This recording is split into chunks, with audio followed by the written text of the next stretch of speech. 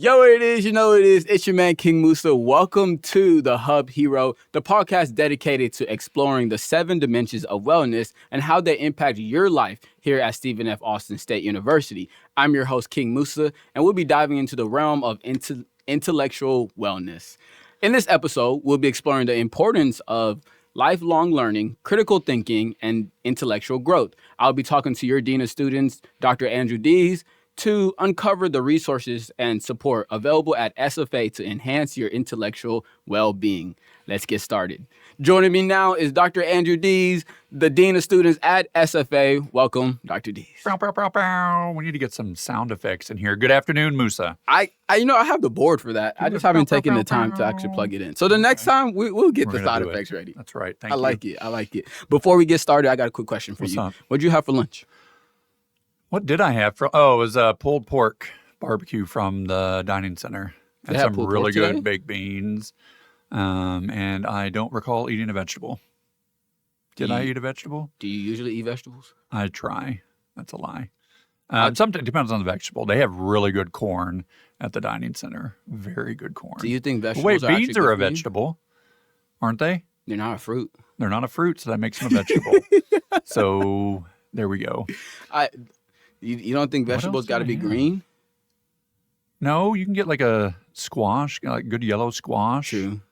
We talked about how nasty that was last It episode. was broccoli. I love broccoli. Yes. Oh, that's what it was. They had cheesy broccoli. Okay. Well, good. what's the purpose of you having cheesy broccoli? If like it's supposed to be Everything in healthy? moderation. Everything in moderation. Got to have unhealthy to balance out the healthy. Do you think salads are healthy? Not with as much salad dressing as I put on them. I just think vegetables are just a waste. Like, I don't know. They help you poop. Like, I think that's They do keep you regular. right. I which is think an that's the important only aspect. purpose of it. There's nutrients in there. What You should eat nutrients? raw vegetables though, Okay. like vitamin A, B, C, Mm. iron. Get a lot of iron from vegetables. Fair. Potassium. Well, I'm making stuff we're not up at talking this about, point. we're not talking That's about that physical wellness. Stay tuned. But I'm excited to actually dive into today's episode for intellectual wellness. So let's get started. How do you define intellectual wellness and its reverence within students' community? So your intellectual wellness, that's your brain, that's your mind, that's what you're learning inside the classroom is the primary focus, but also outside the classroom. So interpersonal skills, communication skills, all of that. That is your intellectual wellness. Nice. Okay. Then let's go ahead and dive into the next one. Why should students prioritize their intellectual wellness during their That's a academic journey? $5 word there. It's I'm tripping you up. saying, like, We can unpack that later, probably. Okay, maybe. Can you repeat the question, please? I was waiting to make fun of you. Why should students prioritize their intellectual wellness There we go. during their academic journey? Articulate it. Well, you come to college to get a degree. That is the primary focus because that is a conduit to many other things. And so GPAs matter.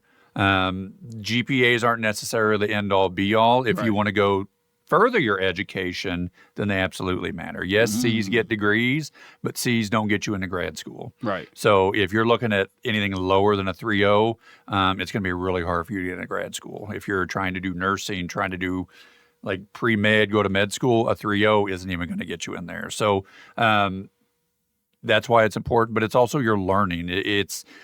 We have great faculty members here learning from your peers, depending on the field. There's a lot of adjunct faculty that are coming with a ridiculous amount of experience, Right. which is just as important as the book experience. But all of that helps shape your journey and shape where you're trying to go. Well, so something that I had to, like a quote or something that I had to hold on to was listen and learn to listen, right? Just because, like, you don't ever stop learning, but if you stop You listening. should not. Hopefully, you don't ever stop learning. Okay. What, is there anything that you kind of have that, like, was learning ever a challenge for you? So for me, it was, so I went to undergrad wanting to be a high school social studies teacher. My sister had done elementary ed, one of my sisters, and everybody said I'd be a really great teacher. So I was like, okay, I'll go be a teacher. Right. Quickly realized that to be a high school social studies teacher, you have to work with high school students. And I think you know me relatively well. That Right. would not be a match made in heaven. And so for me, it was okay. I was set, like I had a plan to teach. And then I was like, well, I can't do that. And so then back in the day, the course catalog was actually a catalog. I sat down and I went through every major to figure out what You I talking about wanted. like in a book? Like a Yeah, it was like a magazine? catalog. Yes, it was like an inch thick, and it was everything that's online now. Right. Like this is the curriculum, all that. It was in an actual catalog. Oh, there's tons of stories. Um, and so I went through, and anything was like, oh, there's 6 science courses. Nope. Higher level math. Nope. And so they landed on social work. Right. And my uncle at the time worked in child protection. And I applied because it was a secondary admit program. I applied, got in, and it was a match made in heaven for me. It felt like they built the curriculum for me. I loved every single class.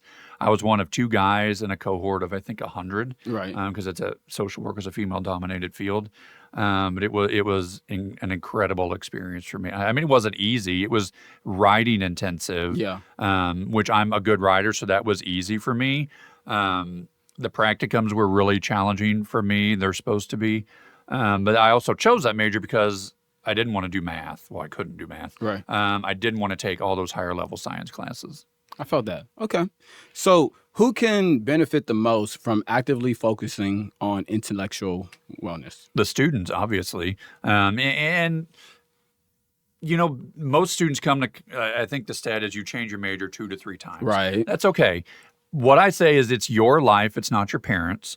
And so there's so many students I work with is they won't change their major because their parents want them to be doing whatever it is. Yes. They want them to be pre-med, so they're going to be a bio major and they can't add.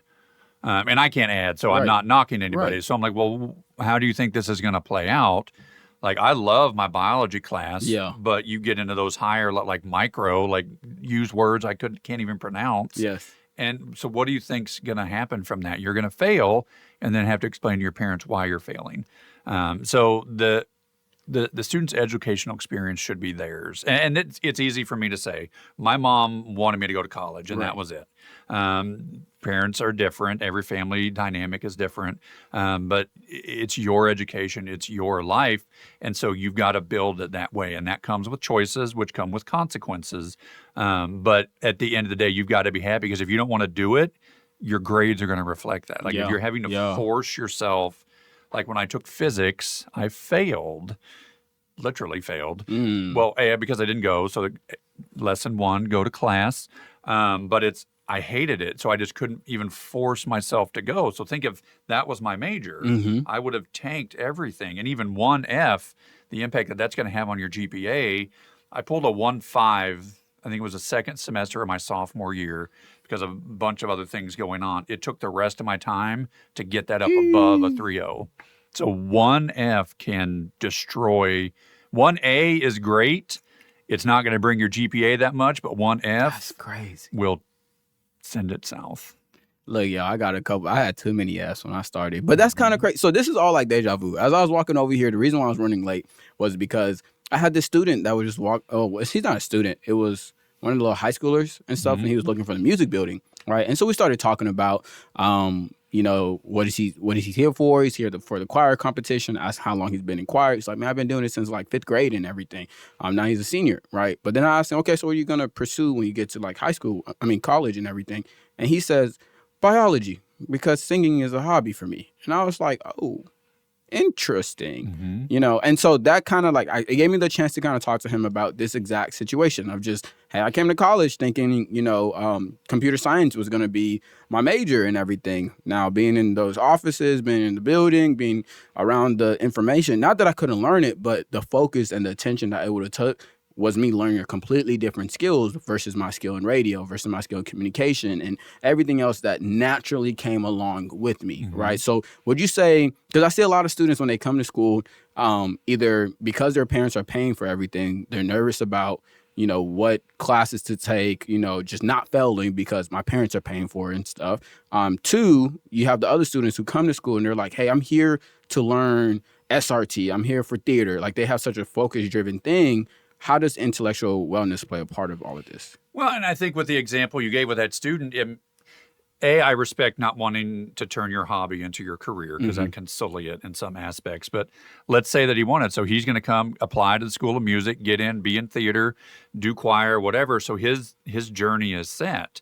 But I think that's a niche example. And it's like if I wanted to do English, Right. like that's a little more broad. And I'm not knocking English majors, but when you look at those niche things like nursing, very specific. My niece, when she's still an undergrad, when she went to Gonzaga, she was doing nursing and nothing else. And there was nothing that would change that. Right. Some people are like that. They come in and know exactly what they want to do. Most of the students aren't like that. So you just have to in some aspects, let the journey take you where it's going to take you. That's why the Center for Career and Professional Development is so important.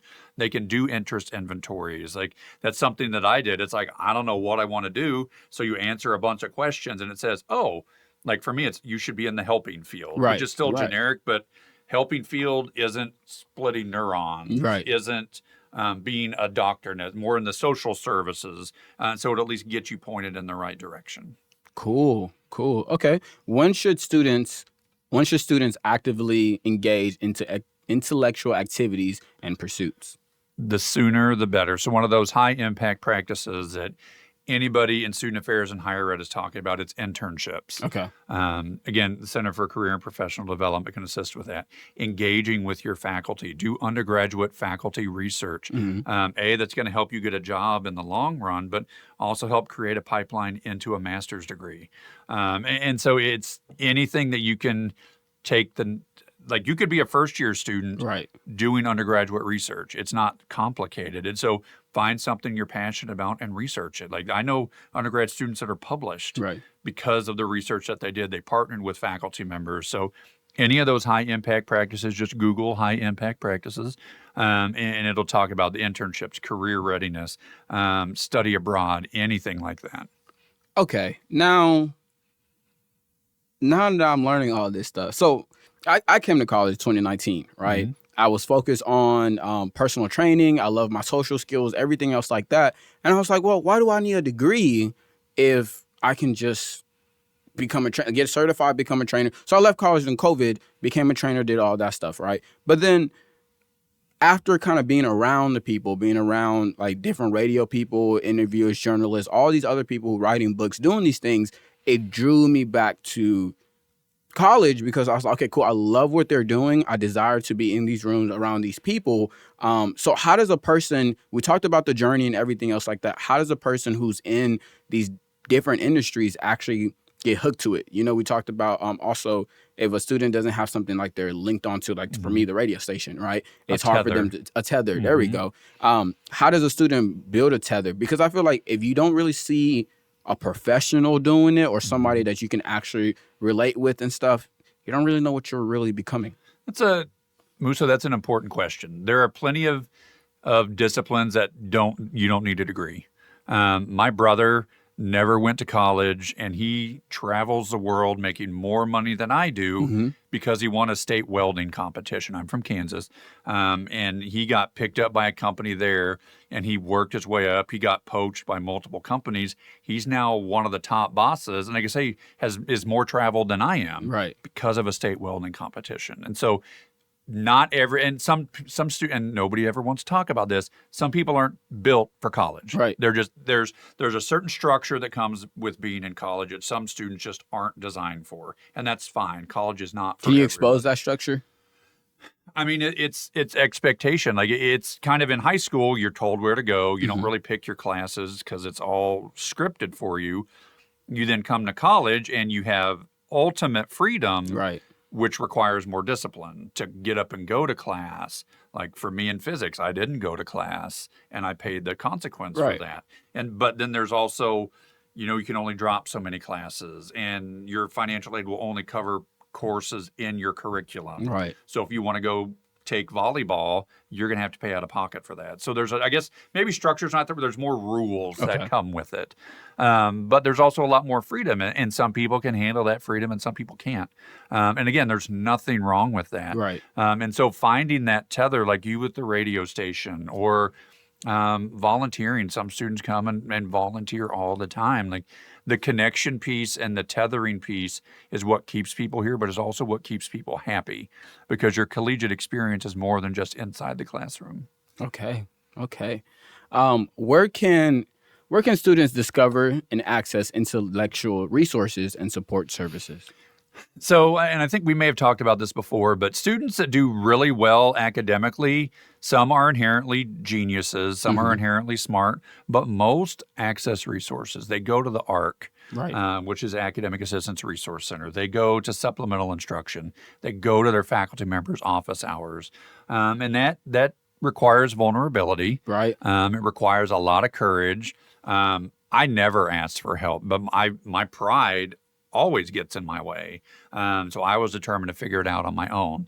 But there's so many resources that are 99% of them free to students. Yeah. They just have to access them. So if you struggle with writing, you can submit your paper and have somebody look at it before you turn it in. And even they can help you with the structure, how you're Right. phrasing, how to spell, all of this.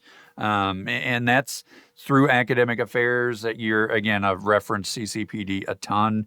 They help you kind of develop your path. Your advisor is going to be one of your most important relationships. There we go. And it shouldn't be transactional.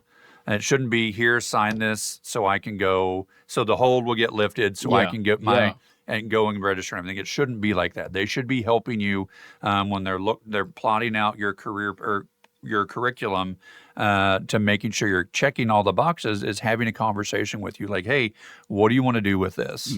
If I want to be a nurse and I'm majoring in accounting, that doesn't make any sense.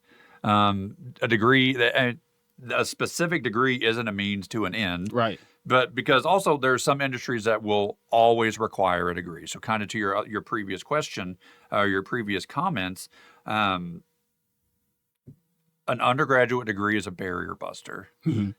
Some folks don't care. They want you to have a degree. It could be in underwater basket weaving. It's still a degree because that demonstrates some level of intelligence, but also some level of discipline and some level of commitment. Yes. And so some folks are like, oh, why do I need a degree? Well, you don't. You could go be a firefighter. You could go be a paramedic, make decent money, go be a police officer, Right. go make decent money.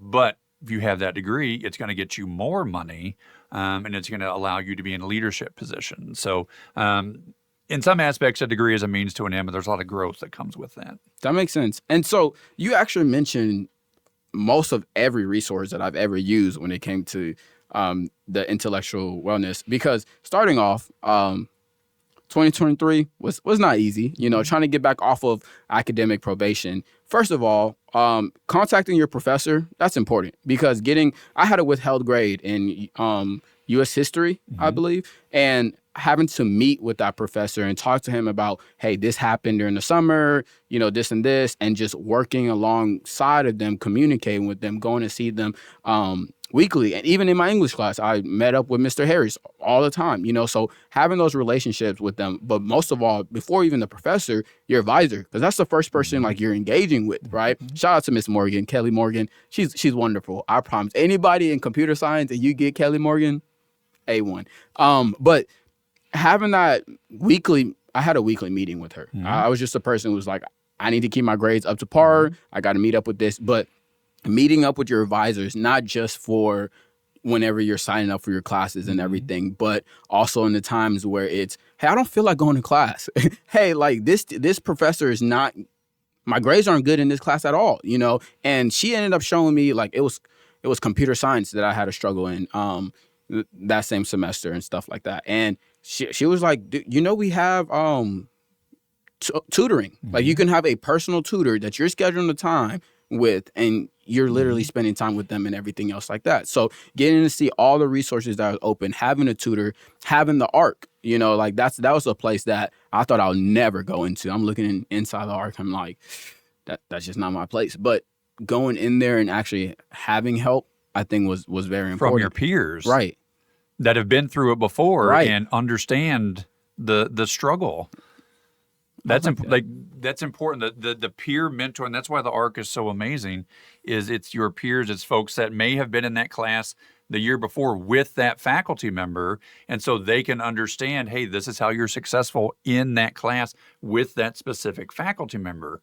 But that takes humility, which is really hard to walk in there and say, hey, I'm not getting this. I'm not understanding. I'm in biology, but I don't understand biology. Right. Help me, please. It's really hard to ask for help. Okay. How can students enhance their intellectual wellness through various means? I guess that kind of goes into the same question we just talked about. It does, but it also, intellectual wellness and success and academic success is founded on good time management. So when we are looking, obviously as part of my role, I administer our conduct process. When we're looking at plagiarism issues, anecdotally, 75% of those are a time management problem. Okay. Oh crap, I forgot I have a paper due tomorrow. Let me just go and tell Chat GPT to write it. Right. Because I didn't plan. So planning your academic exercises out, so you're not put into a bind. I'm a working at a last minute kind of guy. Like, so, and granted, when I was an undergrad, AI didn't exist. Yeah. But I wrote a 27-page paper the night before it was due. But I need that pressure. I couldn't write paper. I still can't do stuff 3 weeks in advance. Yeah. I'd sit there and just stare at the computer screen. I need that pressure, but that's Critical me. thinking, yeah. And that's worked for me. Like I got 3 degrees with that mindset and with that approach. I'm not advocating it unless it works for you, but it worked for me. And so building in those deadlines, like certainly when I was writing my dissertation, the chair of my committee was incredibly enthusiastic about me meeting deadlines, as in I was terrified of her, which is why I wanted her. I needed that accountability to be like, no, you'll get it to me. And so then that's the pressure. That's the environment I work and I succeed in, as a high pressure environment. Okay, let's create this help guide, right? Because I feel like we're giving out a lot of answers, and now we need to kind of give some structure to these answers, right? So if you're a student coming in, you're a freshman, or even any other grade you're in, and you haven't really seen that this school stuff is working, or it's getting harder, right? What are the setups? Like, for example, I had to get a planner, having to write everything in, deadlines, writing my class schedule, all of that stuff. Then from the planner, I had to set up my appointments with my teachers, appointment with my advisor, appointment with tutors, things like that. And then after using those, appointments and everything, it was going to keeping up with my advisor to say, hey, like, these are my grades before we even get to midterms. This is what I'm getting in detail. So what setup would you kind of give a student to build for themselves? Well, first I want to say thank you for understanding that if it's the second to last week of classes in the semester and you have a D, and then you go and be like, oh, hey, what can I do to get this to an A? Nothing. So, but students do that. It's like you've had a D or an F this entire semester, right? And you think you're going to bring it up in the last month of the semester? That's impossible. So, I mean, everything you said, what was ringing in my mind is discipline, responsibility, adulting. All of that is you're going to know when your assignments are due. So you've got to plan yourself accordingly. Like being at college is real. You're in the real world, and it's setting you up for success in the work environment because your boss is going to give you a deadline. And if you don't meet it, what happens? Right. You get disciplined. You get fired. So you've got to build your structure. Some people were planner people. I used to be a planner. I would have even professionally, I would have a calendar I would write on. I now live and die by my phone. So I go where my calendar tells me to go. It's taken a lot of time, but I've relinquished responsibility of my calendar to my assistant because that's her job. Right. And I mess it up. So she controls my calendar. I go where it tells me to go.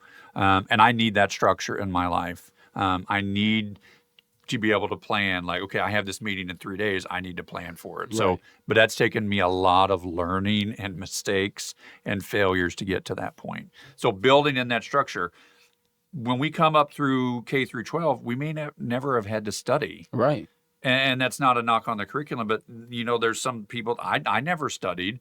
And so when I did well in high school, when I got to college, I had to learn how to study. And it's not as easy as, oh, I'm just going to read this. Memorizing different things. It's a whole new ball game. And going and accessing these resources, some people just aren't good writers. Right. There are people here that can help you with that. When it comes to citing, APA, MLA, Chicago, any of those, that's something you're going to have to do regardless of your discipline. I teach grad students that struggle with it, but there are resources here, or there are resources online that can help with that. Okay. So what I'm actually recognizing is in high school, in grade school, all of that, I feel like the discipline was already built in, right? Like you had a teacher who's holding you accountable to your grades and everything else like that. So a bell rang, you get up, you go to the next class. Yes. Right. So there's so much structure built into it. If a student starting in August, we are in July right now. August is right around the corner and things like that, and you're looking to kind of, you don't recognize that it was built in, but you desire to kind of keep that same structure or whatever, right? How would you put it together? How could you see that similarities of, hey, you're used to a teacher, guiding you through your report card, everything. That's your advisor. You're used to going to get help whenever used to a teacher assistant being in there. That's the library and everything. So how can they kind of see that similarities versus getting on a big campus and it's just like, dude, how can I ask for help if everything is just... Well, when you're going K through 12, your teacher, your instructor is in the driver's seat. You're in the passenger seat. You're going where they tell you to go. That switches when you come to college. You're in the passenger seat. But it's also recognizing, okay, when were you successful in high school? I went 8:30 to 3:30 is when we were in school. Early in the morning is where I'm good at. After lunch, and certainly the later in the day, that's where my productivity goes down. And so, like, I've learned, and then when I was writing my dissertation, I would try getting up super duper early and write, like getting up at 4 o'clock and write. That did not work. I then tried, okay, let me do it after work. But then I was so exhausted when I came home from work that I couldn't think. And so I moved it to the weekends. And so I may research and like pull articles, but the actual writing I did on the weekends. Okay. So it took me a long time, but being that self-aware to recognize when you can function. There are some people, I was in a meeting earlier, they're like, don't schedule anything before 10 o'clock. Okay, I'm here at usually 7 o'clock, but if you're not functioning until you get a couple cups of coffee, okay, I can roll with that. For me, it's like, don't schedule a meeting at 4 o'clock. Yeah. 4 o'clock on a Friday, I'm checked out. I'm at home. I'm on the beach. I'm anywhere but here. So if you're expecting something from me, don't schedule it then. But that's being honest with yourself. Yeah. You can't say, I'm only functioning from 11:45 to 12:15 because that's not the way the world works. So just recognizing when you're on your A game and when you're not. That's what caffeine is for. Thank you. Caffeinated drink, because I don't know if I can say the name. Or we haven't been paid for them. Right. When they're ready to pay us, then we can call out their name. My camera zoomed all the way out. Well, that's because you was moving your hands. I'm zooming in while we're doing it? Yeah. Oh, shoot. So it's recognizing when you're going to be successful because you're in the driver's seat now. And nobody's going to say anything to the contrary. They're like, okay, if you never want to take an 8 o'clock class, okay. And certainly the later you get in your degree, there may be only one section offered. Yeah. And it may be at 8 o'clock. Well, guess what, boo? You got to get up and be in that class at 8 o'clock. That's cool. So let's quickly, for the last one, what disciplines would you say students must need just coming in? Like time management? Time management, absolutely. Time management is such, and especially when we're talking from an academic integrity standpoint, getting out of bed, going to class. Like some students are like, oh, I don't need to go to class. So a sleep schedule. A sleep schedule, if that's your jam. Like me now, like I recognize I was going to bed too early because I was waking up at like 3 o'clock and I couldn't fall back asleep. So I make myself stay up later. But then now with all my additional roles, I'm waking up at 5 o'clock anyway. So then I lay in there and just get up at 6 and I'm in the office by 7. So sleep schedules, eating. When we get stressed, some of us eat anything in sight and some of us don't eat at all.